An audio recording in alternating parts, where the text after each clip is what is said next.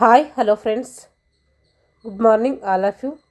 MRL study studio ಚಾನಲ್ಗೆ ತಮಗೆಲ್ಲರಿಗೂ ಸ್ವಾಗತಿಸುತ್ತಾ ಇವತ್ತಿನ ತರಗತಿಯಲ್ಲಿ ನಾನು 10ನೇ ತರಗತಿಯ ದೈಹಿಕ ಶಿಕ್ಷಣ ಪಠ್ಯಪುಸ್ತಕ ಪಾರ್ಟ್ 1ನಲ್ಲಿ ಬರುವಂಥ ಹಡಲ್ಸ್ ರೇಸ್ ಅಥವಾ ಅಡೆತಡೆ ಓಟಗಳು ಅಂತ ಕರಿತೀವಿ. ಈ ಒಂದು ಟಾಪಿಕ್ ಮೇಲೆ ಇವತ್ತಿನ ತರಗತಿಯನ್ನು ಮಾಡ್ತಾಯಿದ್ದೀನಿ. 6ರಿಂದ 10ನೇ ತರಗತಿ ಗಂಟ ಏನು ದೈಹಿಕ ಶಿಕ್ಷಣ ಪಠ್ಯಪುಸ್ತಕ ಇದೆಯೋ ಆ ಒಂದು ಪಠ್ಯಪುಸ್ತಕದಲ್ಲಿ ನಾನು 6ರಿಂದ 9ನೇ ತರಗತಿ ಪಾರ್ಟ್ 1 ಪಾರ್ಟ್ 2 ಎರಡು ಕಂಪ್ಲೀಟ್ ಮಾಡಿದ್ದೀನಿ. ಇವಾಗ 10ನೇ ತರಗತಿ ಇತ್ತು ಪಾರ್ಟ್ 1 ಸ್ಟಾರ್ಟ್ ಮಾಡಿದ್ದೀನಿ. ಪಾರ್ಟ್ 1 ಮುಗಿಸಿ ಪಾರ್ಟ್ 2 ಕಂಪ್ಲೀಟ್ ಮಾಡಿದರೆ ಫುಲ್ 6ರಿಂದ 10ನೇ ತರಗತಿ ದೈಹಿಕ ಶಿಕ್ಷಣ ಪಠ್ಯಪುಸ್ತಕ ಕಂಪ್ಲೀಟಾಗಿ ಮುಗಿದೋಗಿರ್ತೈತೆ.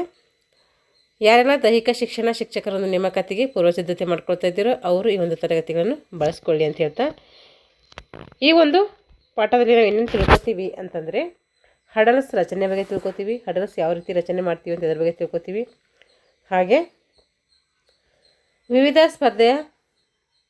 ಸ್ಪರ್ಧೆಗಳ ವಿವರಗಳು ಮತ್ತು ಆ ಒಂದು ಸ್ಪರ್ಧೆಗಳ ನಿಯಮಗಳ ಬಗ್ಗೆ ತಿಳ್ಕೊತೀವಿ. ಅಂತಾರಾಷ್ಟ್ರೀಯ ಕ್ರೀಡಾಪಟುಗಳ ಪರಿಚಯ ಬಗ್ಗೆ ಮತ್ತು ಅವ್ರು ಮಾಡಿದ ದಾಖಲೆಗಳ ಬಗ್ಗೆ ಇಷ್ಟು ಈ ಒಂದು ಟಾಪಿಕಲ್ಲಿ ನಾವು ತಿಳ್ಕೊತೀವಿ. ಇದು ಓಟಗಳಲ್ಲಿ ಬರುವಂಥ ಒಂದು ಸ್ಪರ್ಧೆ ಆಗಿರ್ತೈತೆ. ಹಡಲ್ಸ್ ಏನಿರ್ತೈತೆ ಅಂದರೆ ಇದು ಓಟಗಳಲ್ಲಿ ಬರುವಂಥ ಒಂದು ಸ್ಪರ್ಧೆ. ನಾವು ಮೇಲಾಟಗಳಲ್ಲಿ ಬರುವಂಥ 3 ಒಂದು ವಿಧಗಳನ್ನು ನೋಡ್ತೀವಿ. ಓಟಗಳು, ಎಸೆತಗಳು ಮತ್ತು ನೆಗೆತಗಳು ಅಂಥೇಳಿ 3 ಪ್ರಕಾರ ನೋಡ್ತೀವಿ. ಇದು ಓಟಗಳಲ್ಲಿ ಬರುವಂಥ ಒಂದು ಪ್ರಕಾರ ಆಗಿರ್ತೈತೆ ಹಡಲ್ಸು. ಇದು ನೀಳಕಾಯದ ಉದ್ದನೆಯ ಕಾಲುಗಳುಳ್ಳ ಶರೀರ ಇರುವವರೆಗೆ ಏನು ಮಾಡ್ತಾರೆ, ಈ ಒಂದು ಸ್ಪರ್ಧೆಯಲ್ಲಿ ಭಾಗವಹಿಸಲಿಕ್ಕೆ ಏನಾಗ್ತೈತೆ, ಅನುಕೂಲ ಆಗ್ತೈತೆ. ನೀಳಕಾಯದ ಉದ್ದನೆಯ ಕಾಲುಗಳುಳ್ಳ ಶರೀರವನ್ನು ಯಾರು ಹೊಂದಿರ್ತಾರೋ ಅವರು ಈ ಒಂದು ಸ್ಪರ್ಧೆಗೆ ಸೂಕ್ತವಾಗಿರ್ತಾರೆ ಅಂತ ಅರ್ಥ. ಹಾಗಾದರೆ ಹಡಲ್ಸ್ ರಚನೆ ಯಾವ ರೀತಿ ಇರ್ತೈತೆ ಅಂತ ಹೇಳಿ ನೋಡ್ರಿ. ಈ ಅಡೆತಡೆಯನ್ನು ಲೋಹ ಅಥವಾ ಇತರ ಸೂಕ್ತ ವಸ್ತುವಿನ ಮಾಡ್ತಾರೆ. ಈ ಅಡೆತಡೆ ಇದರಿಂದ ಮಾಡ್ತಾರೆ ಅಂದರೆ ಲೋಹ ಅಥವಾ ಇನ್ಯಾವುದಾದ್ರೂ ಸೂಕ್ತ ವಸ್ತು ಇದ್ದರೆ ಅದರಿಂದ ಮಾಡ್ತಾರೆ. ಇದರ ತುದಿ ಅಡ್ಡಪಟ್ಟಿಯನ್ನು ಎದರಿಂದ ಮಾಡಿರ್ತಾರೆ ಅಂದರೆ ಇದರ ತುದಿ ಅಡ್ಡಪಟ್ಟಿ, ಇದು ಅಡ್ಡಪಟ್ಟಿ ಎದರಿಂದ ಮಾಡಿರ್ತಾರೆ ಅಂದರೆ ಮರದಿಂದ ಅಥವಾ ಇತರ ವಸ್ತುವಿನಿಂದ ಮಾಡಿರ್ತಾರೆ. ಏನು ಮಾಡ್ತಾರೆ, ಇದು ಲೋಹದಿಂದ ಮಾಡಿದರೆ ಇದು ಅಡ್ಡಪಟ್ಟಿ ಏನು ಮಾಡ್ತಾರೆ, ಇತರ ಇನ್ಯಾವುದಾದ್ರೂ ವಸ್ತುವಿನಿಂದ ಮಾಡಿರ್ತಾರೆ.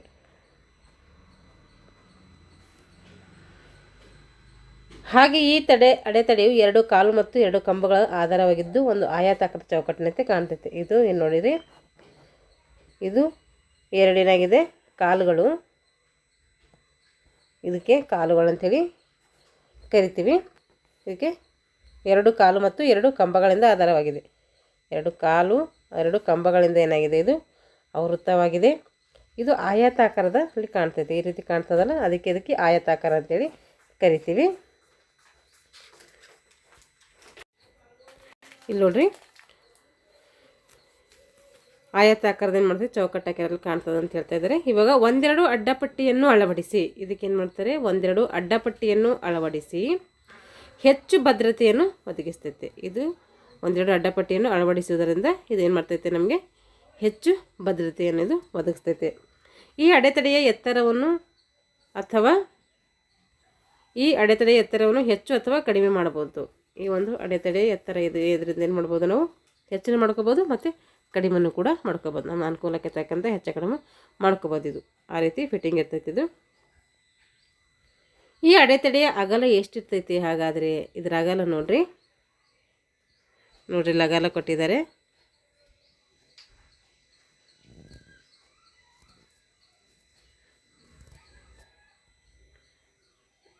ಪೆನ್ ತಗೋತೀನಿ, ಸ್ವಲ್ಪ ವೇಟ್ ಮಾಡಿ. ನೋಡಿರಿ, ಇದು ಅಡೆತಡೆಯ ಅಗಲ. ಇದು ಎಷ್ಟಿರ್ತೈತಿ, ಇದು ಅಡೆತಡೆಯ ಅಗಲ ಅಂದರೆ 1.18 1.20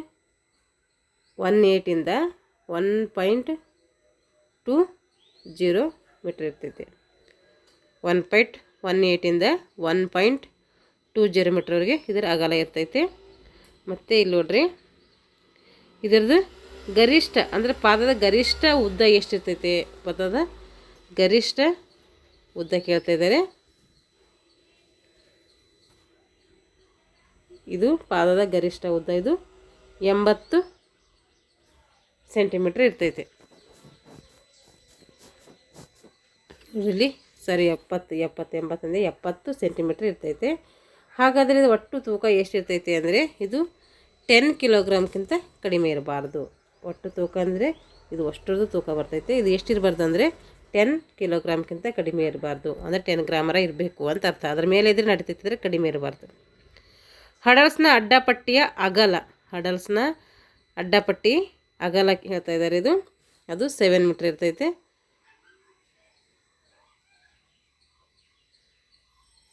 ಇಲ್ಲಿದೆ ನೋಡ್ರಿ, ಇದ್ರದ್ದು ಅಗಲ, ಇದ್ರದ್ದು ಅಗಲ ಎಷ್ಟು? 7 ಸೆಂಟಿಮೀಟ್ರ್ ಇರ್ತೈತೆ. ಅಡ್ಡಪಟ್ಟಿಯ ದಪ್ಪ ಎಷ್ಟಿರ್ತದೆ ಅಂದರೆ 1ರಿಂದ 2.5 ಸೆಂಟಿಮೀಟ್ರ್ ಇರಬೇಕು. ಅದರ ದಪ್ಪ ಕೇಳಿದ್ರೆ 2.7 ಅಂದರೆ 1ರಿಂದ 2.5 ಸೆಂಟಿಮೀಟ್ರ್ ಅಷ್ಟು ಇರ್ತೈತೆ ಅದರ ದಪ್ಪ.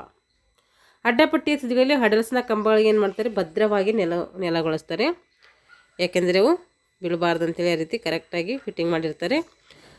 ಇದು ಅದೇ ಏನು ಮಾಡಿದ್ದಾರೆ, ಈ ಹಡಲ್ಸನ್ನೇ ಪಾರ್ಟ್ ವೈಸ್ ಮಾಡಿಲ್ಲಿ ಕೆಳಗಡೆ ಕೊಟ್ಟಿದ್ದಾರೆ. ಪಾರ್ಟ್ ವೈಸ್ ಅಂದರೆ ಬಿಡಿ ಬಿಡಿಯಾಗಿ ಕೊಟ್ಟಿದ್ದಾರೆ. ಇದು ಇವಾಗ ನೋಡ್ರಿ, ಅಡ್ಡಪಟ್ಟಿಗೆ ಬಿಳಿ ಮತ್ತು ಕಪ್ಪು ಬಣ್ಣದ ಪಟ್ಟಿಯನ್ನು ಹಾಕಬೇಕು. ಈ ಹಡಲ್ಸನ್ನು ಅಡ್ಡಪಟ್ಟಿಗೆ ಏನು ಮಾಡ್ತಾರೆ? ಕಪ್ಪು ಮತ್ತು ಬಿಳಿ ಬಣ್ಣದ 2 ಪಟ್ಟಿಗಳನ್ನು ಹಾಕಿರ್ತಾರೆ. ಬಿಳಿ ಬಣ್ಣವು ಕನಿಷ್ಠ ಎಷ್ಟಿರಬೇಕಂದ್ರೆ 22.5 ಸೆಂಟಿಮೀಟ್ರ್ ಇರಬೇಕು. ಅದು ಎಷ್ಟಿರಬೇಕಪ್ಪ ಕನಿಷ್ಠ ಅಂದರೆ 22.5 ಸೆಂಟಿಮೀಟ್ರ್ ಇರಬೇಕು. ಅಗಲವಿರುವಂತೆ 2 ಪಟ್ಟಿಯ ಕೊನೆಯಲ್ಲಿ ಇರಬೇಕು. ಇದು 2 ಪಟ್ಟಿಗೆ ಕೊನೆಯಲ್ಲಿ ಹಾಕಿರ್ತಾರೆ. ಇದು ಪ್ರತಿಯೊಂದು ಹಡಲ್ಸ್ನಲ್ಲಿ ಓಣಿಯಲ್ಲಿ ಇಡುವಾಗ, ಪ್ರತಿಯೊಂದು ಹಡಲ್ಸ್ ನಾವು ಓಣಿಯಲ್ಲಿ ಇಡ್ತೀವಲ್ಲ, ಅದರ ಪಾದಗಳು ಏನು ಮಾಡಬೇಕು? ಸ್ಪರ್ಧೆಯ ಪ್ರವೇಶದ 2 ಬದಿಗಳಲ್ಲಿ ಇರಬೇಕು. ನೋಡ್ರಿ, ಇದು ಓಣಿ ಅಂದರೆ ಒಂದು ಟ್ರ್ಯಾಕ್ ಇರ್ತದಿಲ್ಲ, ಆ ಟ್ರ್ಯಾಕಲ್ಲಿ 8 ಓಣಿಗಳಿರ್ತವೆ. ಆ ಒಂದು ಪ್ರತಿಯೊಂದು ಓಣಿಯಲ್ಲಿ ಈ ಹಡಲ್ಸನ್ನು ಇಡಬೇಕಾದ್ರೆ ಅದರ ಪಾದಗಳು, ಅಂದರೆ ಎದರ ಪಾದಗಳು? ಹಡಲ್ಸ್ನ ಪಾದಗಳು ಸ್ಪರ್ಧೆಯ ಪ್ರವೇಶದ 2 ಬದಿಗಳಲ್ಲಿ ಇರಬೇಕು. ಅಂದರೆ ಆ ಕಡೆ ಬೇಕಂದರೆ ಒಳಗಡೆ ಇದ್ರೆ ಏನಾಗುತ್ತೆ? ಸ್ಪರ್ಧಾರ್ಥಿಗಳಿಗೆ ಅಡಚಣೆ ಆಗ್ತೈತೆ. ಅದಕ್ಕೋಸ್ಕರ ಬದಿಯಲ್ಲಿ ಇರಬೇಕು. ಇವಾಗ ವಿವಿಧ ಸ್ಪರ್ಧೆಗಳ ವಿವರ ನೋಡ್ರಿ. ವಿವಿಧ ಸ್ಪರ್ಧೆಗಳು ಯಾರು ಎಲ್ಲಿ ಎಷ್ಟರಲ್ಲಿ ಭಾಗವಹಿಸ್ಬೇಕಂಥೇಳಿ ವಯೋಮಾನ ಕೊಟ್ಟಿದ್ದಾರೆ. ಇಲ್ಲಿ ಸ್ಪರ್ಧೆ ಕೊಟ್ಟಿದ್ದಾರೆ. ಒಟ್ಟು ಹಡಲ್ಸ್ನ ಎತ್ತರ ಕೊಟ್ಟಿದ್ದಾರೆ. ಹಡಲ್ಸ್ ಸಂಖ್ಯೆ, ಪ್ರಾರಂಭದ ಗೆರೆಯಿಂದ 1ನೇ ಹಡಲ್ಸ್ ನಡುವಿನ ಅಂತರ ಎಷ್ಟಿರಬೇಕು, 2ನೇ ಹಡಲ್ಸ್ ನಡುವಿನ ಅಂತರ ಎಷ್ಟಿರಬೇಕು, ಕೊನೆಯ ಹಡಲ್ಸ್ನಿಂದ ಮುಕ್ತಾಯ ಗೆರೆಗೆ ಹಡಲ್ಸ್ನ ಅಂತರ ಎಷ್ಟಿರಬೇಕು, ಈ ರೀತಿ ಕೊಟ್ಟಿದ್ದಾರೆ. ಇಲ್ಲಿ ಪುರುಷರಿಗೆ ನೋಡ್ರಿ ಸ್ಪರ್ಧೆ ಎಷ್ಟಿರಬೇಕಂದ್ರೆ ಇದು 110 ಮೀಟರ್ ಸ್ಪರ್ಧೆಯಲ್ಲಿ, ಅಂದರೆ 110 ಮೀಟರ್ ಹಡಲ್ಸ್ ಸ್ಪರ್ಧೆಯಲ್ಲಿ ಅವ್ರ ಹಡಲ್ಸ್ನ ಒಟ್ಟು ಎತ್ತರ ಎಷ್ಟಿರಬೇಕು ಅಂತಂದರೆ 1.067 ಮೀಟರ್ ಇರಬೇಕು. ಇದು ಪ್ರಶ್ನೆ ಆಗಿದೆ. ಇದು ಕ್ವಶನ್ ಪೇಪರ್ ಅನಾಲಿಸಿಸ್ ಮಾಡಿದಾಗ ಈ ಒಂದು ಪ್ರಶ್ನೆ ಕೇಳಿದ್ದಾರೆ. ಹಡಲ್ಸ್ನ ಒಟ್ಟು ಎತ್ತರ ಎಷ್ಟಿರಬೇಕು ಪುರುಷರಿಗೆ ಅಂಥೇಳಿ 1.067 ಮೀಟರ್ ಇರಬೇಕು. ಹಡಲ್ಸ್ ಸಂಖ್ಯೆ ಎಷ್ಟಿರಬೇಕು? 110 ಮೀಟರ್ ಒಂದು ಸ್ಪರ್ಧೆಯಲ್ಲಿ ಹಡಲ್ಸ್ಗಳು ಎಷ್ಟು ಇಡಬೇಕಪ್ಪ ಓಣೆಯಲ್ಲಿ ಅಂದರೆ 10 ಹಡಲ್ಸ್ ಇಡಬೇಕು. ಪ್ರಾರಂಭದ ಗೆರೆಯಿಂದ 1ನೇ ಹಡಲ್ಸ್ ನಡುವಿನ ಅಂತರ ಎಷ್ಟು? ಪ್ರಾರಂಭದ ಗೆರೆಯಿಂದ 1ನೇ ಹಡಲ್ಸ್ ನಡುವಿನ ಅಂತರ ಎಷ್ಟಂದರೆ 13.72 ಮೀಟರ್ ಇರಬೇಕು. 13.72 ಮೀಟರ್ ಇರಬೇಕು. ಪ್ರಾರಂಭದ ಗೆರೆಯಿಂದ 1ನೇ ಹಡಲ್ಸ್ ಏನು ಬರುತ್ತಲ್ಲ ಆ ಒಂದು ಹಡಲ್ಸ್ ನಡುವಿನ ಅಂತರ, ಪ್ರಾರಂಭದ ಗೆರೆಯಿಂದ 1ನೇ ಹಡಲ್ಸ್ ಇರುವಂಥ ಅಂತರ ಎಷ್ಟಂದರೆ 13.72 ಮೀಟರ್ ಇರಬೇಕು.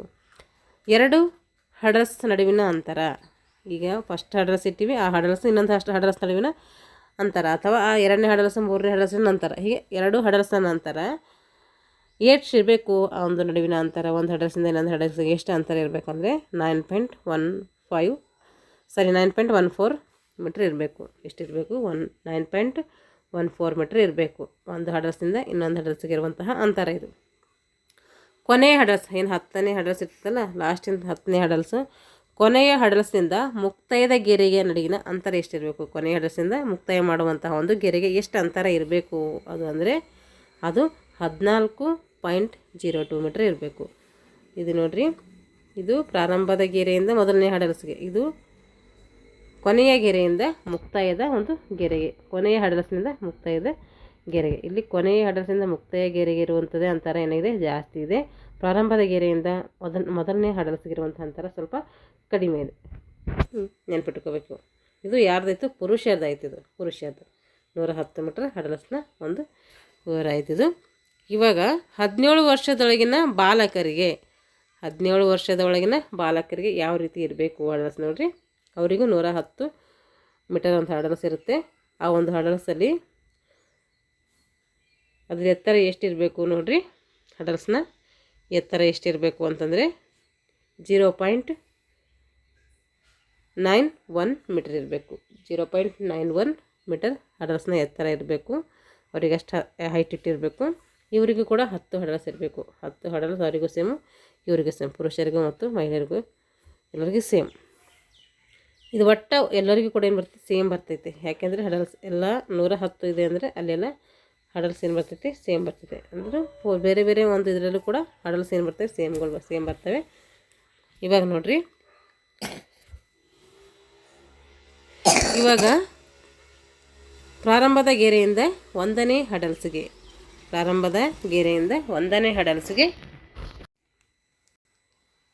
ಇವಾಗ ಅವ್ರಿಗೆ ಹಡಲ್ಸ್ ಹತ್ತಿರ್ಬೇಕಂತ ಹೇಳಿದ್ವಿ. ಪ್ರಾರಂಭದ ಗೆರೆಯಿಂದ ಹಡಲ್ಸ್ನ ನಡುವಿನ ಅಂದರೆ 1ನೇ ಹಡಲ್ಸ್ಗೆ ಎಷ್ಟಿರಬೇಕಂದ್ರೆ 13.72 ಮೀಟರ್ ಇರಬೇಕು. ಇದು ಪುರುಷರಿಗೂ ಸೇಮ್ ಇದೆ, ಮತ್ತು 17 ವರ್ಷದ ಬಾಲಕರಿಗೂ ಕೂಡ ಸೇಮ್ ಇದೆ. ಇವಾಗ ಎರಡು ಹಡಲ್ಸ್ ನಡುವಿನ ಅಂತರ, ಇದನ್ನು ಕೂಡ ಪುರುಷರಿಗೂ ಮತ್ತು 17 ವರ್ಷದ ಬಾಲಕರಿಗೂ ಸೇಮ್. ಇದೂ ಸೇಮ್. ಕೊನೆಯ ಹಡಲ್ಸ್ನಿಂದ ಮುಕ್ತಾಯದ ಗೆರೆಯ ಹಡಲ್ಸ್ ನಡುವಿನ ಅಂತರ, ಇದನ್ನು ಕೂಡ ಎಲ್ಲರಿಗೆ ಸೇಮ್ ಇದೆ. ಇದು ಎಲ್ಲರಿಗೆ ಸೇಮ್ ಅಲ್ಲ, ಪುರುಷರಿಗೆ ಮತ್ತು 17 ವರ್ಷದ ಬಾಲಕರಿಗೆ ಏನಿದೆ, ಸೇಮ್ ಇದೆ. ಇವಾಗ ಪುರುಷರಿಗೆ 400 ಮೀಟರ್ ಹಡಲ್ಸ್, ಪುರುಷರಿಗೆ 110 ಮೀಟರ್ ಹಡಲ್ಸ್ ಆಯಿತು. ಇವಾಗ 400 ಮೀಟರ್ ಹಡಲ್ಸ್ ನೋಡಿರಿ. ಇದು ಎಷ್ಟಿರಬೇಕು ಒಟ್ಟು ಹಡಲ್ಸ್ನ ಎತ್ತರ ಅಂದರೆ 0.914 ಮೀಟರ್ ಇರಬೇಕು. ಅಂದರೆ 0.914 ಮೀಟರ್ ಹೈಟ್ ಇರಬೇಕು. ಯಾಕೆಂದರೆ ಇದು 400 ಮೀಟರ್ ಇರುವುದರಿಂದ ಸ್ವಲ್ಪ ಹೈಟ್ ಕಡಿಮೆ ಇದೆ. ಇಲ್ಲಿ ನೋಡಿರಿ 110ರಲ್ಲಿ ಜಾಸ್ತಿ ಹಡಲ್ಸ್ ಎತ್ತರ ಇದೆ, ಅದರಲ್ಲಿ ಕಡಿಮೆ. ಹಡಲ್ಸ್ ಇಲ್ಲಿ ಕೂಡ 10 ಇರಬೇಕು. ಇದು 1ನೇ ಗೆರೆಯಿಂದ ಹಡಲ್ಸ್ ನಡುವಿನ ಅಂತರ ಎಷ್ಟಿರಬೇಕಂದ್ರೆ, ಪ್ರಾರಂಭದಿಂದ 1ನೇ ಹಡಲ್ಸ್ ನಡುವಿನ ಅಂತರ ಎಷ್ಟಿರಬೇಕಂದ್ರೆ ಅದು 45 ಮೀಟರ್ ಇರಬೇಕು. 2 ಹಡಲ್ಸ್ ನಡುವಿನ ಅಂತರ ಎಷ್ಟಿರಬೇಕಂದ್ರೆ 35 ಮೀಟರ್ ಇರಬೇಕು. ಕೊನೆಯ ಹಡಲ್ಸ್ನಿಂದ ಮುಕ್ತಾಯದ ಗೆರೆಯ ನಡುವಿನ ಅಂತರ ಎಷ್ಟಿರಬೇಕಂದ್ರೆ 40 ಮೀಟರ್ ಇರಬೇಕು. ಇವಾಗ ಮಹಿಳೆಯರಿಗೆ ಇದು 100 ಮೀಟರ್ ಹಡಲ್ಸು. ಅವ್ರಿಗೆ ಎಷ್ಟಿರಬೇಕು ಹೈಟು ಅಂತಂದರೆ 0.84 ಮೀಟರ್ ಇರಬೇಕು. ಅಂದರೆ 84 ಮೀಟರ್ ಇರಬೇಕು ಅವರಿಗೆ ಅದ್ರ ಹೈಟು. ಅಂದರೆ 0.84 ಮತ್ತು ಬೇರೆ ಆಗ್ತೈತೆ. 0 ಅಂದರೆ ಇನ್ನೂ ಕಡಿಮೆ ಅಂತ ಅರ್ಥ. 1 ಮೀಟರ್ಗಿಂತನೂ ಕಡಿಮೆ ಅಂತ ಅರ್ಥ. 84 ಮೀಟರ್ ಇರಬೇಕು, 0.84 ಮೀಟರ್ ಇರಬೇಕು. ಅಲ್ಲಿ ಎಷ್ಟಿರಬೇಕಪ್ಪ ಹಡಲ್ಸು ಅಂತಂದರೆ ಅಲ್ಲಿ 10 ಹಡಲ್ಸ್ ಇರಬೇಕು. ಹಡಲ್ಸ್ ಇಲ್ಲಿ ಕೂಡ ಸೇಮ್, ಇಲ್ಲಿ ಅಷ್ಟಕ್ಕೆ ಹಡಲ್ಸ್ ಸೇಮ್ ಬರ್ತಾಯಿದೆ. ಇವ್ರಿಗೆ ಎಷ್ಟು ಪ್ರಾರಂಭದ ಗೆರೆಯಿಂದ 1ನೇ ಹಡಲ್ಸ್ ನಡುವೆ ಇರುವಂತಹ ಅಂತರ ಎಷ್ಟು ಅಂದರೆ 13 ಮೀಟರ್ ಅಂತರ ಇರಬೇಕು. ಹಾಗೆ 2 ಹಡಲ್ಸ್ ನಡುವಿನ ಅಂತರ ಎಷ್ಟು ಅಂದರೆ 8.50 ಮೀಟರ್ ಇರಬೇಕು. 2 ಹಡಲ್ಸ್ನಿಂದ ಎತ್ತರ ಇದು. ಹಾಗೆ ಕೊನೆಯ ಹಡಲ್ಸ್ನಿಂದ ಮುಕ್ತಾಯದ ಹಡಲ್ಸ್ಗೆ ಇರುವಂತಹ ಅಂತರ ಎಷ್ಟು ಅಂದರೆ 10.50 ಮೀಟರ್ ಇರಬೇಕು.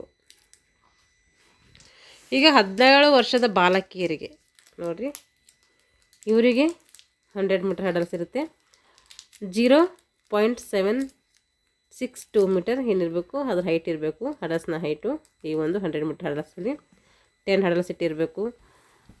ಮತ್ತು ಪ್ರಾರಂಭದ ಗೆರೆಯಿಂದ ಮೊದಲನೇ ಹಡಲ್ಸ್ಗೆ ಎಷ್ಟಿರಬೇಕಂದ್ರೆ 13 ಮೀಟರ್ ಇರಬೇಕು.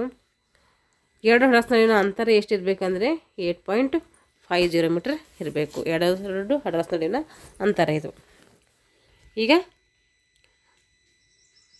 ಕೊನೆಯ ಹಡಲ್ಸ್ನಿಂದ ಮುಕ್ತಾಯದ ಒಂದು ಗೆರೆಗೆ ಎಷ್ಟಿರಬೇಕಂದ್ರೆ 10.50 ಮೀಟರ್ ಇರಬೇಕು. ಇಲ್ಲಿ ನೋಡಿರಿ, ಮಹಿಳೆಯರಿಗೆ ಮತ್ತು 17 ವರ್ಷದ ಬಾಲಕಿಯರಿಗೆ ಏನಿದೆ ಸೇಮ್ ಇದೆ.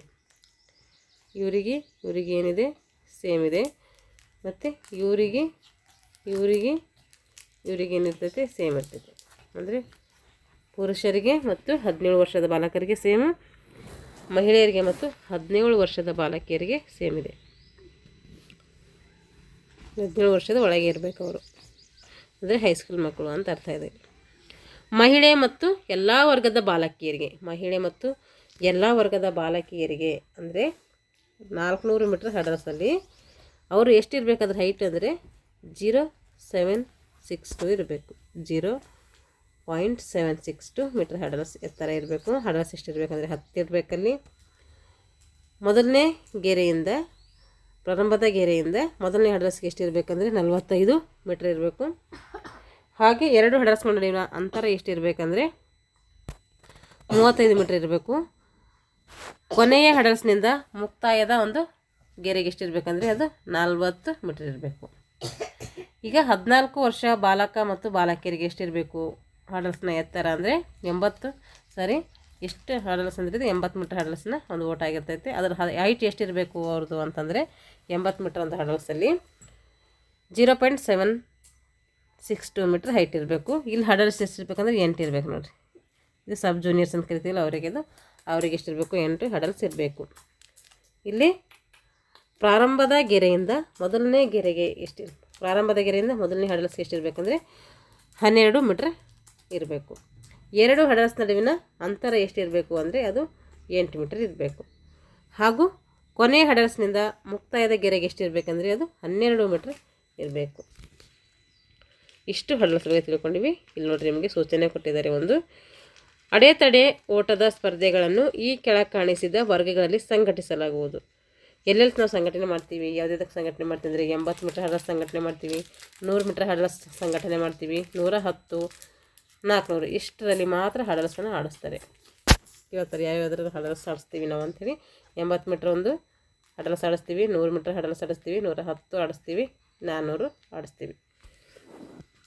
ಈಗ ನಿಯಮಗಳು, ಹಡಲ್ಸ್ ಆಡಬೇಕಾದ್ರೆ ಏನೇನು ನಿಯಮಗಳನ್ನು ಪಾಲನೆ ಮಾಡಬೇಕು ಅಂತೇಳಿ ಇರೋದಂಥ ಪ್ರಶ್ನೆ ಇದು. ಓಣಿಯಲ್ಲಿ ಓಡುವ ಎಲ್ಲ ಓಟಗಾರರು ಮೊದಲಿನಿಂದ ಕೊನೆಯ ತನಕ ತಮ್ಮ ಓಣಿಯಲ್ಲಿಯೇ ಹಡಲ್ಸ್ಗಳ ಮೇಲೆ ಹಾರಿಕೊಂಡು ಹೋಗಬೇಕು. ಏಕೆಂದರೆ ಪಕ್ಕದ ಓಣಿಯಲ್ಲಿ ಓಡಿದರೆ ಪಕ್ಕದ ಒಂದು ಸ್ಪರ್ಧೆಗೆ ಏನಾಗ್ತದೆ, ಡಿಸ್ಟರ್ಬೆನ್ಸ್ ಆಗುತ್ತೆ. ಅದಕ್ಕೆ ನಮ್ಮ ಓಣಿಯಲ್ಲಿ ನಾವು ಓಡ್ತಾ ಹೋಗಬೇಕು. ನಮಗೊಂದು ಓಣೆ ಕೊಟ್ಟಿರ್ತಾರೆ, ಆ ಓಣೆಯಲ್ಲಿ ನಾವು ಓಡಬೇಕು. ಯಾವುದೇ ಸ್ಪರ್ಧೆ ಈ ಕೆಳಗೆ ವಿವರಿಸಿರುವ ಯಾವುದೇ ನಿಯಮವನ್ನು ಉಲ್ಲಂಘನೆ ಮಾಡಿದರೆ ಆ ಸ್ಪರ್ಧೆ ಏನು ಮಾಡ್ತೀವಿ ಅನರ್ಹಗೊಳಿಸ್ತೀವಿ. ಆ ಪಂದ್ಯದಿಂದ ಏನು ಮಾಡ್ತೀವಿ, ತೆಗೆದುಹಾಕ್ತೀವಿ ಅಂತ ಅರ್ಥ. ಅಡೆತಡೆಯನ್ನು ಹಾರಿಕೊಂಡು ಹೋಗದಿದ್ದರೆ ನಾವು ಏನು ಮಾಡಬೇಕು, ಹಡಲ್ಸ್ ಇಟ್ಟಿದ್ದಾರೆ ಅಂದರೆ ಅದನ್ನು ಹಾರಿಕೊಂಡು ಹೋಗಬೇಕು. ಅದು ಬಿಟ್ಟು ಪಕ್ಕದಿಂದ ಹಾರೋದಾಗಲಿ ಅಥವಾ ಅದು ಬಿಟ್ಟು ಹಾರೋದಾಗಲಿ ಈ ರೀತಿ ಮಾಡಿದ್ರೆ ಏನು ಹೋಗ್ತಾರೆ, ಅವನಿಗೆ ಅನರ್ಹಗೊಳಿಸ್ತಾರೆ. ಅಡೆತಡೆಯನ್ನು ದಾಟಿಕೊಂಡು ಹೋಗುವ ಸಂದರ್ಭದಲ್ಲಿ ತನ್ನ ಕಾಲನ್ನು ಹಡಲ್ಸ್ನ ಅಡ್ಡಪಟ್ಟಿಗೆ ಸಮ ಮಟ್ಟದ ಕೆಳಗೆ ಏನಾದರೂ ಮುಟ್ಟಿದರೆ, ಅಡೆತಡೆಯನ್ನು ಹಡಲ್ಸ್ ಹಾರಿಕೊಂಡು ಹೋಗುವ ಸಂದರ್ಭದಲ್ಲಿ ನಮ್ಮ ಕಾಲೇನಾದರೂ ಅಡ್ಡಪಟ್ಟಿಗೆ ಒಂದು ಸಮತಟ್ಟದ ಕೆಳಗೆ ಮುಟ್ಟಿದರೆ ಮತ್ತು ಸೈಡ್ ಹಡಲ್ಸ್ ಮಾಡಿದರೆ ಮತ್ತು ಹಡಲ್ಸನ್ನು ಕೈಯಿಂದ ಅಥವಾ ಕಾಲಿನಿಂದ ಉದ್ದೇಶಪೂರ್ವಕವಾಗಿ ಬೆಳೆಸಿದರೆ, ಈ ರೀತಿ ಮಾಡಿದ್ರೆ ಏನಾಗ್ತಾರೆ, ಆ ಒಂದು ಕ್ರೀಡಾಪಟುವನ್ನು ಏನು ಮಾಡ್ತಾರೆ, ಅನರ್ಹಗೊಳಿಸ್ತಾರೆ. ಅದಕ್ಕಾಗಿ ಇವೆಲ್ಲ ಏನು ಮಾಡಬಾರ್ದು, ಆಟೋಮೆಟಿಕ್ ನಿಯಮಗಳೆಲ್ಲ ಪಾಲಿಸಬೇಕು. ಇವಾಗ PT ಉಷಾ ನೋಡ್ರಿ. PT ಉಷಾ ಇವರ ಪೂರ್ಣ ಹೆಸರೇನೆಂದರೆ ಪಿಳವುಳ್ಳ ಕಂಡಿ ತೆಕ್ಕೆ ಪರಬಿಲ್ ಉಷಾ. ಇವ್ರ ಹೆಸರು ಕೇಳ್ಬೋದು, ನೆನ್ಪಿಟ್ಕೋಬೇಕು. ಪಿಳವುಳ್ಳ ಕಂಡಿ ತೆಕ್ಕೆ ಪರಂಬಿಲ್ ಉಷಾ ನೆನ್ಪಿಟ್ಕೋರೋದು ಹೆಸರು. ಇವರನ್ನು ನಾವು ಏನಂತೀವಿ ಪಯೋಳಿ ಎಕ್ಸ್ಪ್ರೆಸ್ ಅಂತ ಹೇಳಿದ್ವಿ. ಇದು ಕೂಡ ಕ್ವಶನ್ ಪೇಪರಲ್ಲಿ ಆಗಿದೆ. ಪಯೋಳಿ ಎಕ್ಸ್ಪ್ರೆಸ್ ಅಂತ ನಾವು ಯಾರಿಗೆ ಕರಿತೀವಿ ಅಂತೇಳಿ ಪ್ರಶ್ನೆ ಆಗಿದೆ. ಇದು ಅದು PT ಉಷಾರನ್ನು ಕರಿತೀವಿ. ಉಷಾ 27 ಜೂನ್ 1964ರಲ್ಲಿ ಕೇರಳದ ಪಯೋಳಿ ಕುಜಿಕೋಡೆ ಜಿಲ್ಲೆಯಲ್ಲಿ ಏನು ಮಾಡ್ತಾರೆ, ಇವರು ಜನಿಸ್ತಾರೆ. ಇವರು ಕೇರಳದವರು. ಯಾವ ಜಿಲ್ಲೆಯವರು ಅಂತ ಕೇಳ್ತಾರೆ, ಯಾವ ರಾಜ್ಯದವರು ಅಂತ ಕೇಳ್ತಾರೆ, ಅವರು ಕೇರಳ ರಾಜ್ಯದವರು. PT ಉಷಾ ಭಾರತದ ಪ್ರಸಿದ್ಧ ಕ್ರೀಡಾಪಟು. ಭಾರತದ ಪ್ರಸಿದ್ಧ ಕ್ರೀಡಾಪಟು ಯಾರಂದರೆ ಅವರು PT ಉಷಾ ಆಗಿರ್ತಾರೆ. ಇನ್ನೂ ಹಲವಾರು ಇದ್ದಾರೆ, ಆದರೆ ಇವರೊಬ್ಬರು ಪ್ರಸಿದ್ಧ ಭಾರತದ ಕ್ರೀಡಾಪಟು. ಅವರನ್ನು ಕ್ವೀನ್ ಆಫ್ ಇಂಡಿಯನ್ ಟ್ರ್ಯಾಕ್ ಮತ್ತು ಫೀಲ್ಡ್ ಅಂತ ಕರಿತೀವಿ. ಯಾಕೆಂದರೆ ಇವರು ವೇಗದ ಓಟಗಾರ್ತಿ. Queen of Indian track and field ಅಂತ ಕೂಡ ಕರಿತೀವಿ. ಅಷ್ಟು ಫೇಮಸ್ ಆಗಿರುವಂಥ ಇವರು ಕ್ರೀಡಾಪಟು ಆಗಿರ್ತಾರೆ. ವೇಗದ ಓಟಗಾರ್ತಿ ಅಂತ ಕೂಡ ಇವರಿಗೆ ಕರೀತಾರೆ. 1976ರಲ್ಲಿ ಕೇರಳ ಸರ್ಕಾರ ಪ್ರಾರಂಭಿಸಿದ ಮಹಿಳೆಯರ ಕ್ರೀಡಾ ಶಾಲೆಗೆ ಏನು ಮಾಡ್ತಾರೆ, ಇವರು ಸೇರ್ಕೋತಾರೆ. ಕೇರಳ ಸರ್ಕಾರ ಏನು ಮಾಡ್ತಾರೆ ಅಂದರೆ 1976ರಲ್ಲಿ ಏನು ಮಾಡ್ತದೆ, ಮಹಿಳೆಯರ ಒಂದು ಕ್ರೀಡಾ ಶಾಲೆಯನ್ನು ಪ್ರಾರಂಭಿಸ್ತದೆ. ಅದಕ್ಕೆ ಇವರು ಸೇರ್ಕೋತಾರೆ. ಇವರು 1979ರಿಂದ ಕ್ರೀಡೆಗಳಲ್ಲಿ ಭಾಗವಹಿಸಲು ಪ್ರಾರಂಭ ಮಾಡ್ತಾರೆ. ಪ್ರಸ್ತುತ ಉಷಾ ಏನು ಮಾಡಿದ್ದಾರೆ ಅಂದರೆ ರೈಲ್ವೆ ಉದ್ಯೋಗಿಯಾಗಿದ್ದು ಉಷಾ ಸ್ಕೂಲ್ ಆನ್ ನೋಡಿಲಿ ಉಷಾ ಸ್ಕೂಲ್ ಆಫ್ ಅಥ್ಲೆಟಿಕ್ಸ್ ಕೇರಳದಲ್ಲಿ ನಡೆಸ್ತಾ ಇದ್ದಾರೆ. ಅವರೊಂದು ಸ್ಕೂಲ್ ಕೂಡ ನಡೆಸ್ತಾ ಇದ್ದಾರಂತೆ. ಅವರು ಮಹಿಳಾ ಉದ್ಯೋಗಿಯಾಗಿ ಕೂಡ ಕೆಲಸವನ್ನು ಮಾಡ್ತಾಯಿದ್ದಾರೆ. ಇವಾಗ ಕ್ರೀಡಾ ಸಾಧನೆಗಳು ಇವು ಪಿ ಟಿ ಉಷಾ ಇಲ್ಲಿ ಕೊಟ್ಟರು ಅಂದರೆ ಅವರು ಕೂಡ ಓಟಕ್ಕೆ ಸಂಬಂಧಪಟ್ಟಂಥ ಆಟಗಾರ್ತಿಯಾಗಿದ್ದಾರಿಂದ ಅವ್ರ ಬಗೆಯಲ್ಲಿ ಕೊಟ್ಟಿದ್ದಾರೆ. ಇವಾಗ ಕ್ರೀಡಾ ಸಾಧನೆಗಳು ನೋಡಿರಿ. ಉಷಾ ನ್ಯಾಷನಲ್ ಸ್ಕೂಲ್ ಆಫ್ ಗೇಮ್ಸ್ನಲ್ಲಿ ಭಾಗವಹಿಸಿದಾಗ ಉಷಾ ನ್ಯಾಷನಲ್ ಸ್ಕೂಲ್ ಆಫ್ ಗೇಮ್ಸ್ನಲ್ಲಿ ಭಾಗವಹಿಸಿದಾಗ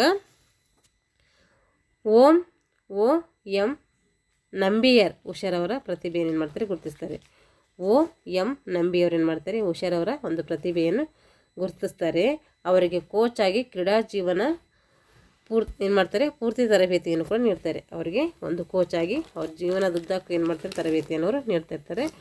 ಮಾಸ್ಕೋ ಒಲಿಂಪಿಕ್ಸ್ನಲ್ಲಿ ಅವರ ಸಾಧನೆಯನ್ನು ಏನು ಮಾಡ್ತಾರೆ ಅವರು ತೋರಿಸ್ತಾರೆ. ಪಿ ಟಿ ಉಷಾರವರು ಮಾಸ್ಕೋ ಒಂದು ಒಲಿಂಪಿಕ್ಸ್ನಲ್ಲಿ ಏನು ಮಾಡ್ತಾರೆ ಅವ್ರ ಸಾಧನೆಯನ್ನು ತೋರಿಸ್ತಾರೆ. ನವದೆಹಲಿಯ ಏಷ್ಯಾಡ್ ಕ್ರೀಡಾಕೂಟದಲ್ಲಿ ಬೆಳ್ಳಿಯ ಪದಕವನ್ನು 100 ಮೀಟರ್ ಮತ್ತು 200 ಮೀಟರ್ನಲ್ಲಿ ಏನು ಮಾಡ್ತಾರೆ ಇವರು ಗಳಿಸ್ತಾರೆ. ನವದೆಹಲಿಯ ಏಷ್ಯಾಡ್ ಕ್ರೀಡಾಕೂಟದಲ್ಲಿ ಬೆಳ್ಳಿಯ ಪದಕವನ್ನು 100 ಮೀಟರ್ ಮತ್ತು 200 ಮೀಟರ್ನಲ್ಲಿ ಗಳಿಸ್ತಾರೆ. ಕರಾಚಿಯಲ್ಲಿ ನಡೆದಂಥ ಏಷ್ಯನ್ ಟ್ರ್ಯಾಕ್ ಆ್ಯಂಡ್ ಫೀಲ್ಡ್ ಚಾಂಪಿಯನ್ಶಿಪ್ನಲ್ಲಿ 400 ಮೀಟರ್ನಲ್ಲಿ ಹೊಸ ದಾಖಲೆಯನ್ನು ಕೂಡ ಅವರು ಬರೀತಾರೆ. ಬಂಗಾರದ ಪದಕವನ್ನು ಕೂಡ ಅಲ್ಲಿ ಗಳಿಸ್ತಾರೆ. ನೋಡಿ, ಟ್ರ್ಯಾಕ್ ಆ್ಯಂಡ್ ಫೀಲ್ಡ್ ಚಾಂಪಿಯನ್ಶಿಪ್ನಲ್ಲಿ 400 ಮೀಟರ್ನಲ್ಲಿ ಹೊಸ ದಾಖಲೆಯೊಂದಿಗೆ ಬಂಗಾರದ ಪದಕವನ್ನು ಕೂಡ ಅವರು ಗಳಿಸ್ತಾರೆ. ಉಷಾ 13 ಬಂಗಾರದ ಪದಕಗಳನ್ನು ATF ಕ್ರೀಡಾಕೂಟದಲ್ಲಿ ಏನು ಮಾಡ್ತಾರೆ ಗಳಿಸ್ತಾರೆ. ಲಾಸ್ ಏಂಜಲೀಸ್ ಒಲಿಂಪಿಕ್ಸ್ನಲ್ಲಿ 400 ಮೀಟರ್ ಹಡಲ್ ಸ್ಪರ್ಧೆಯಲ್ಲಿ ಸೆಮಿಫೈನಲ್ಗೆ ಮೊದಲಿಗರಲ್ಲಿ ಏನು ಮಾಡ್ತಾರೆ ಓಟವನ್ನಾಗಿ ಮುಕ್ತಾಯ ಮಾಡ್ತಾರೆ. 400 ಮೀಟರ್ ಹಡಲ್ ಸ್ಪರ್ಧೆಯಲ್ಲಿ ಸೆಮಿಫೈನಲ್ನಲ್ಲಿ ಮೊದಲಿಗರಾಗಿ ಅಂದರೆ ಫಸ್ಟ್ ಏನು ಮಾಡ್ತಾರೆ ಇವರು ವಿನ್ನರ್ ಆಗ್ತಾರೆ. ಆದರೆ ಅಂತಿಮ ಹಂತದಲ್ಲಿ 4ನೇ ಸ್ಥಾನವನ್ನು ಅವರು ಪಡಿತಾರೆ. ಆದರೆ 4ನೇ ಹಂತದಲ್ಲಿ ಏನು ಮಾಡ್ತಾರೆ ಅಂತಿಮ ಸ್ಥಾನ ಪಡಿತಾರೆ. 10ನೇ ಏಷ್ಯನ್ ಗೇಮ್ಸ್ ಸಿಯೋಲ್ನಲ್ಲಿ ಏರ್ಪಡಿಸಿದ್ದು ಅದರಲ್ಲಿ ಪಿ ಟಿ ಉಷಾ ಅವರು ಏನು ಮಾಡ್ತಾರೆ 4 ಬಂಗಾರದ ಪದಕವನ್ನು 1 ಬೆಳ್ಳಿ ಪದಕವನ್ನು ಟ್ರ್ಯಾಕ್ ಆ್ಯಂಡ್ ಫೀಲ್ಡ್ ಸ್ಪರ್ಧೆಯಲ್ಲಿ ಗಳಿಸ್ತಾರೆ. ಟ್ರ್ಯಾಕ್ ಆ್ಯಂಡ್ ಫೀಲ್ಡ್ ಸ್ಪರ್ಧೆಯಲ್ಲಿ ಅಂದರೆ ನೆಗೆತಗಳು ಜಿಗಿತಗಳು ಎಸೆತಗಳು ಎಲ್ಲ ಬರ್ತವೆ ಅಲ್ಲಿ. ಅವರು 5 ಬಂಗಾರದ ಪದಕಗಳನ್ನು ಏಷ್ಯನ್ ಗೇಮ್ಸ್ನಲ್ಲಿ ಭಾಗವಹಿಸಿದ ಎಲ್ಲ ಸ್ಪರ್ಧೆಗಳಲ್ಲಿ ಏನು ಮಾಡ್ತಾರೆ ಹೊಸ ದಾಖಲೆಯನ್ನು ನಿರ್ಮಿಸ್ತಾರೆ. 5 ಬಂಗಾರದ ಪದಕಗಳನ್ನು ಏಷ್ಯನ್ ಗೇಮ್ಸ್ನಲ್ಲಿ ಭಾಗವಹಿಸಿದಂತಹ ಎಲ್ಲ ಸ್ಪರ್ಧೆಗಳಲ್ಲಿ ಹೊಸ ಒಂದು ದಾಖಲೆಯನ್ನು ಅವರು ಅಲ್ಲಿ ನಿರ್ಮಾಣ ಮಾಡ್ತಾರೆ. 1985ರಲ್ಲಿ ಜಕಾರ್ತ್ನಲ್ಲಿ 6ನೇ ಏಷ್ಯನ್ ಟ್ರ್ಯಾಕ್ ಆ್ಯಂಡ್ ಫೀಲ್ಡ್ ಚಾಂಪಿಯನ್ಶಿಪ್ನಲ್ಲಿ ಏನು ಮಾಡ್ತಾರೆ ಅವರು 100 ಮೀಟರ್ 200 ಮೀಟರ್ 400 ಮೀಟರ್ 400 ಹರ್ಡಲ್ಸ್ ಮತ್ತು 4x400 ಮೀಟರ್ ರಿಲೇ ಹಾಗೂ 4x100 ಮೀಟರ್ ರಿಲೇಯಲ್ಲಿ ಕಂಚಿನ ಪದಕವನ್ನು ಕೂಡ ಪಡೀತಾರೆ.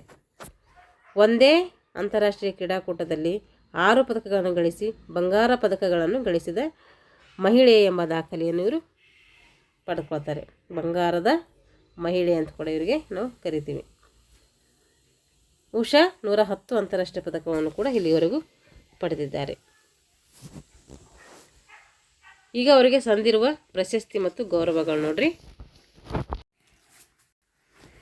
ಯಾವ್ಯಾವ ಪ್ರಶಸ್ತಿಗಳು ಬಂದವು ಅಂದರೆ 1984ರಲ್ಲಿ ಪದ್ಮಶ್ರೀ ಮತ್ತು ಅರ್ಜುನ್ ಪ್ರಶಸ್ತಿ ಬರ್ತೈತೆ. 1985ರಲ್ಲಿ ಜಕಾರ್ತ್ ಅಥ್ಲೆಟಿಕ್ ಕ್ರೀಡಾಕೂಟದಲ್ಲಿ ಅತ್ಯುತ್ತಮ ಮಹಿಳಾ ಕ್ರೀಡಾಪಟು ಅನ್ನೋ ಪ್ರಶಸ್ತಿ ಕೂಡ ಸಿಗ್ತೈತಿ ಇವರಿಗೆ. 1984 ಮತ್ತು 87ರವರೆಗೆ ಏಷ್ಯಾದಲ್ಲಿ ಉತ್ತಮ ಕ್ರೀಡಾಪಟು ಅಂತೇಳಿ ಆ ಪ್ರಶಸ್ತಿ ಕೂಡ ಕೊಡ್ತಾರೆ.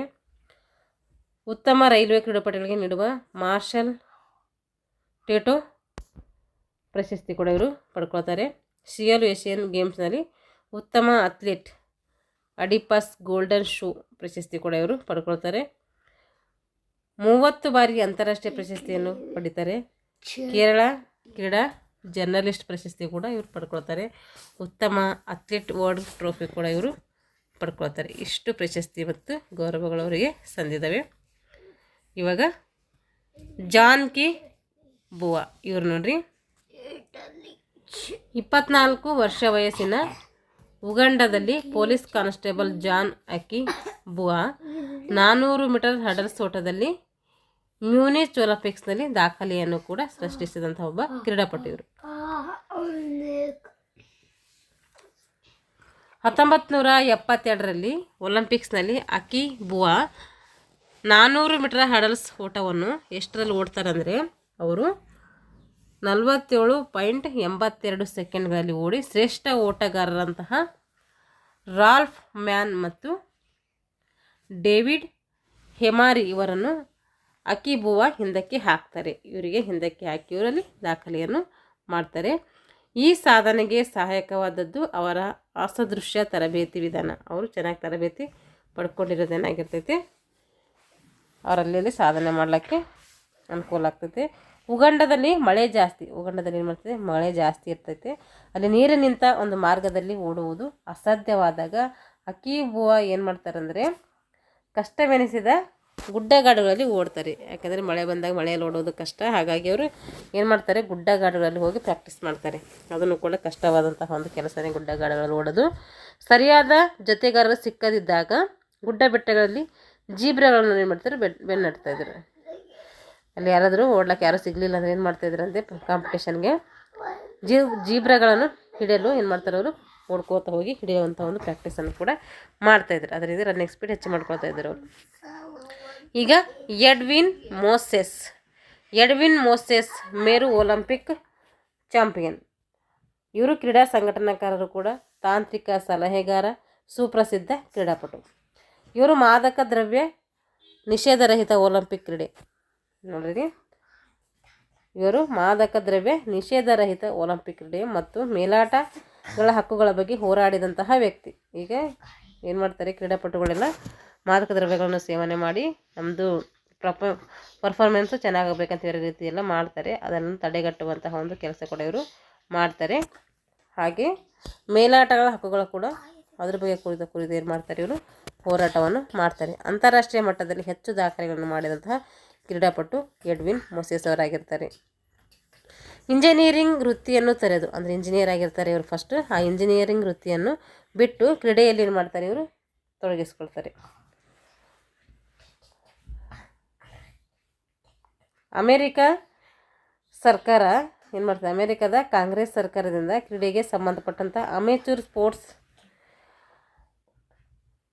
ಏನು ಮಾಡ್ತಿದೆ, ಅಮೇಚೂರ್ ಸ್ಪೋರ್ಟ್ಸ್ ಕಾಂಗ್ರೆಸ್ ಕಾಯ್ದೆಯನ್ನು ಜಾರಿಗೆ ತರ್ತಾರೆ ಇವರು. ಇದರ ಅಡಿಯಲ್ಲಿ ಅಮೇರಿಕದ ಕ್ರೀಡಾಪಟುಗಳಿಗೆ ಬೇಕಾದಂಥ ತರಬೇತಿ ಆಗಿರ್ಬೋದು, ಆರ್ಥಿಕ ಸೌಲಭ್ಯಗಳನ್ನು ಕೂಡ ಒದಗಿಸಿಕೊಡ್ತಾರೆ. ಅಮೇಚೂರ್ ಸ್ಪೋರ್ಟ್ಸ್ ಕಾಂಗ್ರೆಸ್ಗೆ ಹಣದ ಸೌಲಭ್ಯ ಹಲವು ಕಡೆಯಿಂದ ಬರುವಂತೆ ಕೂಡ ಇವರನ್ನು ಮಾಡ್ತಾರೆ. ಒಲಿಂಪಿಕ್ ಕಮಿಟಿಯ ಅವರು ನೀಡಿರುವಂತಹ ಉಪಯುಕ್ತ ಸಲಹೆಗಳನ್ನು ಸ್ವೀಕರಿಸಿದೆ. ಒಲಿಂಪಿಕ್ ಕಮಿಟಿ ಮಾಡಿದೆ, ಇವರು ನೀಡಿರುವ ಸಲಹೆಗಳನ್ನು ಅವರು ಸ್ವೀಕಾರ ಮಾಡಿದ್ದಾರೆ. ಇದರ ಜೊತೆಯಲ್ಲಿ Moses Helsinki Finland track and ಫೀಲ್ಡ್ನಲ್ಲಿ ಪ್ರಥಮ ವಿಶ್ವ ಚಾಂಪಿಯನ್ ಪಡೆದು ಉತ್ತಮ ಸಾಧನೆ ಕೂಡ ಅಲ್ಲಿ ಮಾಡ್ತಾರೆ. ಲಾಸ್ ಏಂಜಲೀಸ್ ಒಲಿಂಪಿಕ್ಸ್ ಗೇಮ್ಸ್ನ ಪ್ರಾರಂಭೋತ್ಸವದಲ್ಲಿ ಕ್ರೀಡಾ ಪ್ರಮಾಣ ವಚನ ಸ್ವೀಕಾರ ಮಾಡಿದ್ರು ಅವರು. ಏನು ಮಾಡಿದ್ರು ಅವರು, ಲಾಸ್ ಏಂಜಲೀಸ್ನಲ್ಲಿ ನಡೆದಂತಹ ಒಲಿಂಪಿಕ್ಸ್ನಲ್ಲಿ ಕ್ರೀಡಾ ಪ್ರಮಾಣ ವಚನ ಕೂಡ ಸ್ವೀಕಾರ ಮಾಡ್ತಾರೆ. ಅವರ ಕ್ರೀಡಾ ಜೀವನದ ಅತ್ಯುತ್ತಮ ಕ್ಷಣ ಅಂದರೆ ಇದಾಗಿರ್ತೈತಿ. ಕೆಲವು ದಿನಗಳ ನಂತರ 2ನೇ ಒಲಿಂಪಿಕ್ ಬಂಗಾರದ ಪದಕವನ್ನು ಕೂಡ ಪಡ್ಕೋತಾರೆ. ಮೋಸೆಸ್ ಉತ್ತಮ ಆಡಳಿತಗಾರ, ಧೈರ್ಯವಂತ ತಂತ್ರಗಾರ ಹಾಗೂ ಮಾರ್ಗದರ್ಶಕರಾಗಿ ಕೂಡ ಇವರು ಕೆಲಸವನ್ನು ಮಾಡ್ತಾರೆ. ಡ್ರಗ್ಸ್ ವಿರುದ್ಧ ಹೋರಾಡಿದಂಥ ವ್ಯಕ್ತಿ ಇವರಾಗಿರ್ತಾರೆ. ಹಾಗೂ ಹಲವು ವರ್ಷಗಳ ಕಾಲ ಏನು ಮಾಡ್ತಾರೆ ಅಂದರೆ ಇವರು ಅಥ್ಲೆಟಿಕ್ಸ್ ಕಾಂಗ್ರೆಸ್ನ ಸದಸ್ಯರು ಕೂಡ ಆಗಿರ್ತಾರೆ. ಡ್ರಗ್ಸ್ ಟೇಸ್ಟಿಂಗ್ ಪರೀಕ್ಷೆಯನ್ನು ಕೂಡ ಇವರು ಮಾಡ್ತಾರೆ. ಅದರ ಮೇಲ್ವಿಚಾರಣೆ ಕೂಡ ಇವರು ವಹಿಸ್ಕೊಂಡಿದ್ದಾರೆ. ಈಗ ಪುರುಷರ ಅಡೆತಡೆ ಓಟಗಳ ಪ್ರಸ್ತುತ ದಾಖಲೆ. ಪುರುಷರ 110 ಮೇಲೆ ಎಷ್ಟು ದಾಖಲೆ ಮಾಡಿದ್ದಾರೆ ಅಂತ ನೋಡ್ರಿ. ವಿಶ್ವ ಅಂತ ನೋಡ್ರಿ, ವಿಶ್ವದಲ್ಲಿ ಮತ್ತು ಅಲ್ಲಿ ಯಾರು ಮಾಡಿದ್ರು ಅಂದರೆ ಎರಿಸ್ ಮೆರಿಟ್ ಅವರು ಈ ಒಂದು ದಾಖಲೆ ಏನು ಮಾಡ್ತಾರೆ. ಅವರು USA ದೇಶದವರು 2012ರಲ್ಲಿ 12.80 ಸೆಕೆಂಡ್ಗಳಲ್ಲಿ ಓಡಿ ಈ ದಾಖಲೆಯನ್ನು ಮಾಡ್ತಾರೆ. ಹಾಗೆ ಒಲಿಂಪಿಕ್ಸ್ನಲ್ಲಿ ಜಿಯಾಂಗ್ ಲೂಯಿ ಇವರು ಚೀನಾ ದೇಶದವರು 2004ರಲ್ಲಿ ದಾಖಲೆ ಮಾಡ್ತಾರೆ. 12.91 ಸೆಕೆಂಡಲ್ಲಿ ಏನೇನು ಮಾಡ್ತಾರೆ, ತಮ್ಮ ದಾಖಲೆಯನ್ನು ಬರೀತಾರೆ. ಹಾಗೆ ರಾಷ್ಟ್ರ ಮಟ್ಟದಲ್ಲಿ ಸಿದ್ಧಾಂತ್ ತೊಂಗಳಯ ಭಾರತ ದೇಶದಿಂದ ಪರವಾಗಿ ಏನು ಮಾಡ್ತಾರೆ, ಇವರು ಭಾಗವಹಿಸ್ತಾರೆ. 2012ರಲ್ಲಿ ಇವರು 13.65 ಸೆಕೆಂಡ್ ಓಡಿ ತನ್ನ ದಾಖಲೆಯನ್ನು ನಿರ್ಮಾಣ ಮಾಡ್ತಾರೆ. ಈಗ ರಾಷ್ಟ್ರ ಮಟ್ಟದಲ್ಲಿ PT ವಾಸುದಾಸ್ ಇವರು ಕರ್ನಾಟಕದವರು 1999ರಲ್ಲಿ 14.1 ಸೆಕೆಂಡ್ ಓಡಿ ಏನು ಮಾಡ್ತಾರೆ, ಇವರು ಕೂಡ ದಾಖಲೆಯನ್ನು ಬರೆದಿದ್ದಾರೆ. 20 ವರ್ಷದೊಳಗಿನ ಬಾಲಕರು ಸುಮಂತ್ MK ಇವರು ಕರ್ನಾಟಕದವರು. ಇವರು 2011ರಲ್ಲಿ 14.1 ಓಡಿ 1 ಸೆಕೆಂಡಲ್ಲಿ ಓಡಿ ಏನು ಮಾಡ್ತಾರೆ, ದಾಖಲೆಯನ್ನು ಬರೀತಾರೆ. ಈಗ 18 ವರ್ಷದೊಳಗಿನ ಬಾಲಕರು ಇವರು ಮಂಜುನಾಥ್ ಮತ್ತು PM ಇವರು ಕರ್ನಾಟಕದ ಮಂಜುನಾಥ್ PM ಇವರು ಕರ್ನಾಟಕದವರು. 2012ರಲ್ಲಿ ಓಡ್ತಾರೆ. 14.3 ಸೆಕೆಂಡ್ಗಳಲ್ಲಿ ಓಡಿ ದಾಖಲೆಯನ್ನು ಬರೀತಾರೆ. ಇದು 110 ಹರ್ಡಲ್ಸ್ ಆಯಿತು. ಇವಾಗ 400 ಮೀಟರ್ ಒಂದು ಹರ್ಡಲ್ಸಲ್ಲಿ ನೋಡಿರಿ, ಪುರುಷರ ಅಡೆತಡೆ ಓಟಗಳು ಪುರುಷರದು ವಿಶ್ವಮಟ್ಟದಲ್ಲಿ ಕೆವಿನ್ ಯಂಗ್ ಅವರು USA ದವರು 1992ರಲ್ಲಿ 46.78 ಸೆಕೆಂಡ್ ಓಡಿ ದಾಖಲೆಯನ್ನು ಮಾಡ್ತಾರೆ. ಒಲಿಂಪಿಕ್ಸ್ನಲ್ಲಿ ಕೆವಿನ್ ಯಂಗ್ ಅವರೇ ಮತ್ತು ಅವರಲ್ಲಿ USA ದವರು ಇವರು 1992ರಲ್ಲಿ 46.78 ಅದು ಇದು ಸೇಮ್. ವಿಶ್ವಮಟ್ಟದಲ್ಲಿ ಎರಡಕ್ಕೂ ಕೂಡ ಸೇಮ್ ಬಂದಿದೆ ಇದು.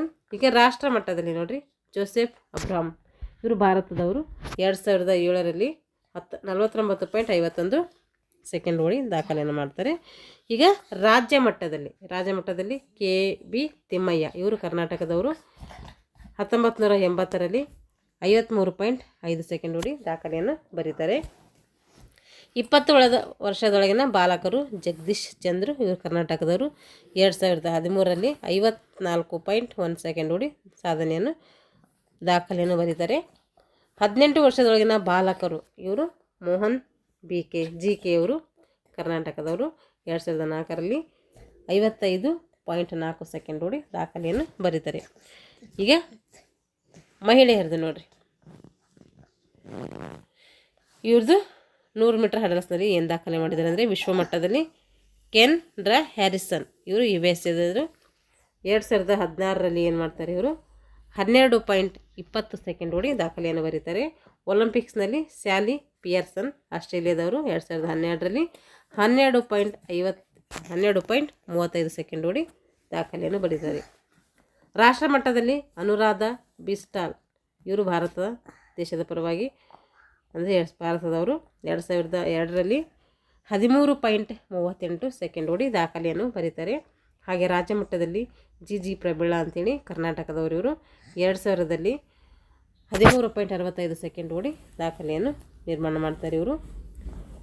ಈಗ 20 ವರ್ಷದೊಳಗಿನ ಬಾಲಕಿಯರು 20 ವರ್ಷದ ಬಾಲಕಿಯರು ನೋಡಿ, B ಪೂನಂ ಇವರು ಕರ್ನಾಟಕದವರು 1998ರಲ್ಲಿ 14.1 ಸೆಕೆಂಡ್ ಓಡಿ ತಮ್ಮ ದಾಖಲೆಯನ್ನು ಬರೀತಾರೆ.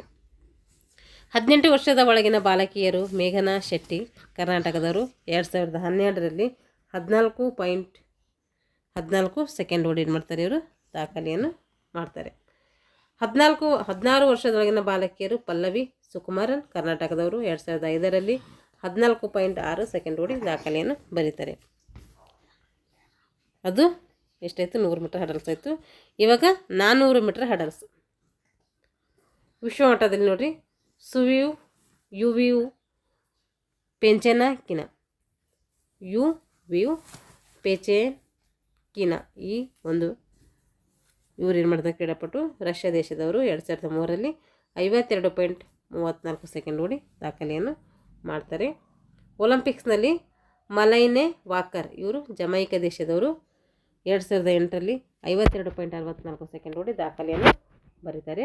ರಾಷ್ಟ್ರ ಮಟ್ಟದಲ್ಲಿ ನೋಡಿರಿ, ಇಲ್ಲಿ ಬಂದರು ರಾಷ್ಟ್ರ ಮಟ್ಟದಲ್ಲಿ PT ಉಷಾ ಭಾರತ ದೇಶದವರು ಇವರು 1984ರಲ್ಲಿ 55.42 ಸೆಕೆಂಡ್ ಓಡಿ ಏನು ಮಾಡ್ತಾರೆ, ಇವರು ಕೂಡ ತಮ್ಮ ದಾಖಲೆಯನ್ನು ಬರೀತಾರೆ. ಹಾಗೆ ರಾಜ್ಯ ಮಟ್ಟದಲ್ಲಿ AK ಆಶಾ ಇವರು ಕರ್ನಾಟಕದವರು 1996ರಲ್ಲಿ 58.9 ಸೆಕೆಂಡ್ ಓಡಿ ಏನು ಮಾಡ್ತಾರೆ, ತಮ್ಮ ದಾಖಲೆಯನ್ನು ಇವರು ಕೂಡ ಬರೀತಾರೆ. 20 ವರ್ಷ ಒಳಗಿನ ಅರ್ಪಿತಾ M ಇವರು ಕರ್ನಾಟಕದವರು 2012ರಲ್ಲಿ 1.3 ಸೆಕೆಂಡ್ ಓಡಿ ಏನು ಮಾಡ್ತಾರೆ, ಇವರು 1.3 ಸೆಕೆಂಡ್ 3 ಡಿಜಿಟ್ ಓಡಿ ಏನು ಮಾಡ್ತಾರೆ, ಅಲ್ಲಿ ಕೂಡ ಸಾಧನೆಯನ್ನು ಮಾಡ್ತಾರೆ. 18 ವರ್ಷದೊಳಗಿನ ಬಾಲಕಿಯರು ಶಿಲ್ಪಾ ಮಗಲ್ದ ಕರ್ನಾಟಕದವರು 2005ರಲ್ಲಿ 1.403 ಸೆಕೆಂಡ್ ಓಡಿ ಏನು ಮಾಡ್ತಾರೆ, ಇವರು ಕೂಡ ಒಂದು ಸಾಧನೆಯನ್ನು ಮಾಡ್ತಾರೆ. ಈ ಎಲ್ಲ ಅಧ್ಯಾಯದಲ್ಲಿರುವ ಎಲ್ಲ ದಾಖಲೆಗಳು 16ರವರೆಗೆ ಸೀಮಿತ. ಈಗ 2025 ಏನು ಮಾಡಬೇಕು, ಅಪ್ಡೇಟ್ ಮಾಡ್ಕೋಬೇಕು. ಇವಾಗ ಈ ಒಂದು ಕರೆಂಟ್ ಇವೆಂಟ್ಸಲ್ಲಿ ಇದ್ರ ಬಗ್ಗೆ ನಾನು ಡೀಟೇಲ್ಸ್ ಆಗಿ ಹೇಳ್ತೀನಿ, ಅಲ್ಲಿ ಅಪ್ಡೇಟ್ ಮಾಡಿಕೊಂಡು. ಇವಾಗ ಈ ಒಂದು ಲೆಸನ್ಗೆ ಸಂಬಂಧಪಟ್ಟಂಥ ಪ್ರಶ್ನೋತ್ತರಗಳು ನೋಡೋಣ. ಇಲ್ಲಿ ಖಾಲಿ ಬಿಟ್ಟ ಸ್ಥಳವನ್ನು ಸೂಕ್ತ ಪದಗಳಿಂದ ನಾವು ತುಂಬಬೇಕು. ಪಿ ಟಿ ಉಷಾ ಅವರನ್ನು ನಾವು ಡ್ಯಾಶ್ ಹೆಸರಿನಿಂದ ಕರಿತೀವಿ, ಅಂದರೆ ಪೈಗೊಳಿ ಎಕ್ಸ್ಪ್ರೆಸ್ ಅಂತೇಳಿ ಕರಿತೀವಿ. ಜಾನ್ ಅಕಿಬುವ ಡ್ಯಾಶ್ ಮೀಟರ್ ಹಡಸ್ನಲ್ಲಿ ಒಲಿಂಪಿಕ್ಸ್ ದಾಖಲೆಯನ್ನು ಸ್ಥಾಪಿಸಿದಂತಹ ಕ್ರೀಡಾಪಟು. 1972ರಲ್ಲಿ ಮ್ಯೂನಿಚ್ ಒಲಿಂಪಿಕ್ಸ್ನಲ್ಲಿ ಇವರು ದಾಖಲೆಯನ್ನು ಬರೀತಾರೆ. ಎಡ್ವಿನ್ ಮೋಸಿಸ್ ಹೆಚ್ಚು ದಾಖಲೆಗಳನ್ನು ಡ್ಯಾಶ್ ಮಟ್ಟದಲ್ಲಿ ಮಾಡಿದಂತಹ ಕ್ರೀಡಾಪಟು. ಇವರೊಬ್ಬರು ಅಂತಾರಾಷ್ಟ್ರೀಯ ಕ್ರೀಡಾಪಟು. ಇಲ್ಲಿ ಒಂದು ವಾಕ್ಯದಲ್ಲಿ ಉತ್ತರಿಸಬೇಕು. ಅಡೆತಡೆಯ ಅಗಲ ಎಷ್ಟಿರ್ತದೆ ಅಂದರೆ ಇದು 7 ಸೆಂಟಿಮೀಟರ್ ಇರ್ತೈತೆ. ಹಡಲ್ಸ್ನ ತೂಕ ಎಷ್ಟಿರ್ತದೆ ಅಂದರೆ 10 ಕಿಲೋಗ್ರಾಮ್ಗಿಂತ ಕಡಿಮೆ ಇರಬಾರ್ದು. 14 ವರ್ಷದೊಳಗಿನ ಬಾಲಕ ಬಾಲಕಿಯರಿಗೆ ನಡೆಸಲಾಗುವಂಥ ಹಡಲ್ ಸ್ಪರ್ಧೆಯ ದೂರ ಎಷ್ಟು? ಅದು 80 ಮೀಟರ್ ಆಗಿರ್ತೈತೆ. 80 ಮೀಟರ್ ಹಡಲ್ಸ್ನಲ್ಲಿ ಈ ಒಂದು 14 ವರ್ಷದೊಳಗಿನ ಬಾಲಕ ಬಾಲಕಿಯರಿಗೆ ಆಡಿಸ್ತಾರೆ. ಮಹಿಳೆ ಮತ್ತು ಪುರುಷರಿಗೆ ನಡೆಸುವ ಹಡಲ್ಸ್ನ ಸ್ಪರ್ಧೆಯ ದೂರವನ್ನು ತಿಳಿಸಿ. ಮಹಿಳೆ ಮತ್ತು ಪುರುಷರಿಗೆ ನಡೆಸುವ ಹಡಲ್ಸ್ ಸ್ಪರ್ಧೆಯ ದೂರವನ್ನು ತಿಳಿಸಿ ಅಂತ ಹೇಳ್ತಾ ಇದ್ದಾರೆ. ಇಲ್ಲಿ ಅವ್ರಿಗೇನು ಮಾಡ್ತೀವಿ ನಾವು, ಪುರುಷರಿಗೆ 110 ಮತ್ತು 400 ಮೀಟರ್ ಹಡಲ್ಸ್ ಓಡಿಸ್ತೀವಿ. ಮಹಿಳೆಯರಿಗೆ 100 ಮತ್ತು 400 ಮೀಟರ್ ಹಡಲ್ಸನ್ನು ಓಡಿಸ್ತೀವಿ. ಇಲ್ಲಿ ಪಿ ಟಿ ಉಷಾ ಪೂರ್ಣ ಹೆಸರು ಏನಂತೇಳಿ ಕೇಳ್ತಾ ಇದ್ದಾರೆ. ಇಲ್ಲಿ ಪಿಳವುಳ್ಳಂಕಂಡಿ ತೆಕ್ಕೆ ಪೆರಂಬಲ್ ಅಂತೇಳಿ ಅವ್ರ ಹೆಸರನ್ನು ಕರೆದಿದ್ದೀವಿ. ಪಿ ಟಿ ಉಷಾ ಅವರ ಪೂರ್ಣ ಹೆಸರು. ಇವಾಗ ಸಂಕ್ಷಿಪ್ತವಾಗಿ ವಿವರಿಸಿ. ಹಡಲ್ಸ್ನ ರಚನೆಯನ್ನು ವಿವರಿಸಿ. ಇದು ಬರೀಬೇಕು, ಬುಕ್ಸಲ್ಲಿದೆ, ನೋಡ್ಕೊಂಡು ಬರೀರಿ. ಹಡಲ್ ಸ್ಪರ್ಧೆಯ ನಿಯಮಗಳು ಉಲ್ಲಂಘನೆ ಬಗ್ಗೆ ಕೂಡ ಪುಸ್ತಕದಲ್ಲಿದೆ, ನೋಡ್ಕೊಂಡು ಬರೀರಿ. ಪಿ ಟಿ ಉಷಾ ಅವರು ಕ್ರೀಡಾ ಸಾಧನೆ ಕೂಡ ನೀವು ನೋಡ್ಕೊಂಡು ಪ್ರಯಾಸ ಮಾಡಿಕೊಡ್ರಿ. ಈಗ ಹೊಂದಿಸಿ ಬರೆಯೋದು. ಹಡಲ್ಸ್ನ ಗರಿಷ್ಠ ಪಾದ, ಹಡಲ್ಸ್ನ ಅಡ್ಡಪಟ್ಟಿಯ ಅಗಲ, ಹಡಲ್ಸ್ನ ಅಡ್ಡಪಟ್ಟಿಯ ದಪ್ಪ, ಮಹಿಳೆಯರ 400 ಮೀಟರ್ ಹಡಲ್ಸ್ನ ಎತ್ತರ. ಇಲ್ಲಿ ನೋಡ್ರಿ, ಗರಿಷ್ಠ ಉದ್ದ ಎಷ್ಟಂದರೆ ಅದು 70 ಸೆಂಟಿಮೀಟರ್. 70 ಸೆಂಟಿಮೀಟರು.